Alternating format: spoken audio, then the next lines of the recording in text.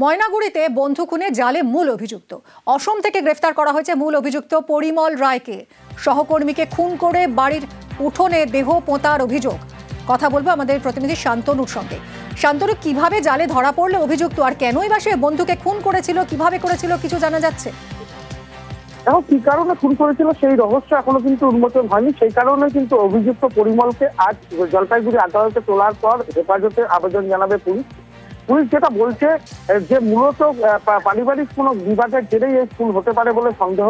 কারণ এই খুন করার পর দেহ লোপাটের জন্য কিন্তু বাড়ির উঠোনেই বন্ধু কাঠমিস্ত্রি গৌতম রায়কে কিন্তু মাটির চাপা দিয়ে কিন্তু পালিয়ে গিয়েছিল দম্পতি। তারা আসামে আত্মগোপন করে থাকতে পারে সেই সম্ভাবনা ধরেই কিন্তু পুলিশ এগিয়েছিল। এবং প্রথমে দেখা যায় গত 10 তারিখে অভিযুক্ত স্ত্রী অর্থাৎ পরিমলের স্ত্রী সঙ্গীতাকে গ্রেপ্তার করে আনে পুলিশ, এবং তারপরেও কিন্তু পরিমলের হদিশ পাওয়া যাচ্ছিল না। অবশেষে অসম এলাকায় একটি গ্রাম থেকে কিন্তু পরিমলকে গ্রেপ্তার করে।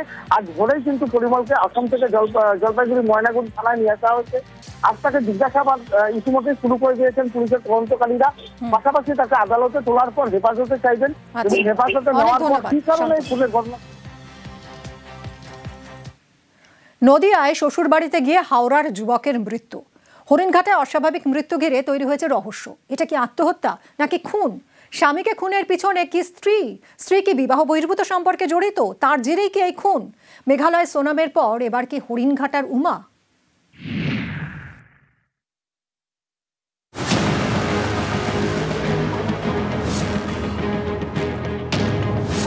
বছর 33-এর শুভেন্দু সাহা, বাড়ি হাওড়ার শিয়ালডাঙ্গায়। 2020 সালে নদিয়ার হরিণঘাটার উমার সঙ্গে বিয়ে হয়।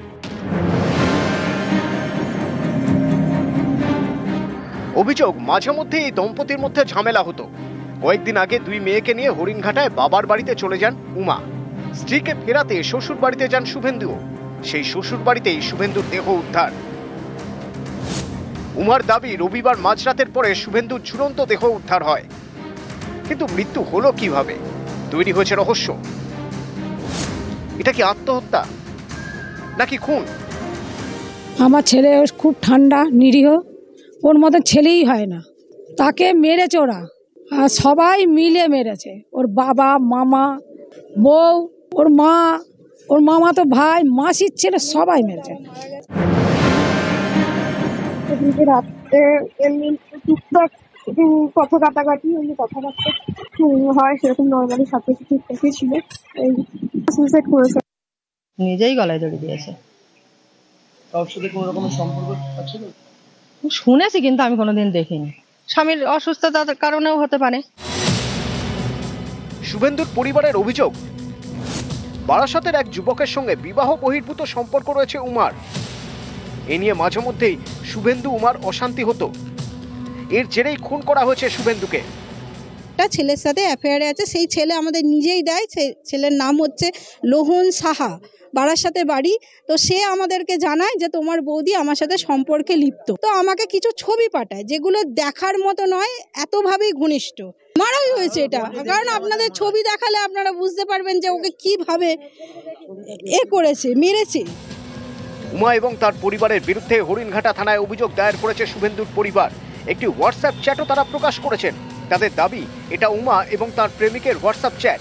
প্রেমিক উমাকে লেখেন, তুমি আমার কলিজা জান, তোমার জন্য সবকিছু করতে পারবো জান, কিন্তু তোমাকে হারাতে পারবো না সোনা।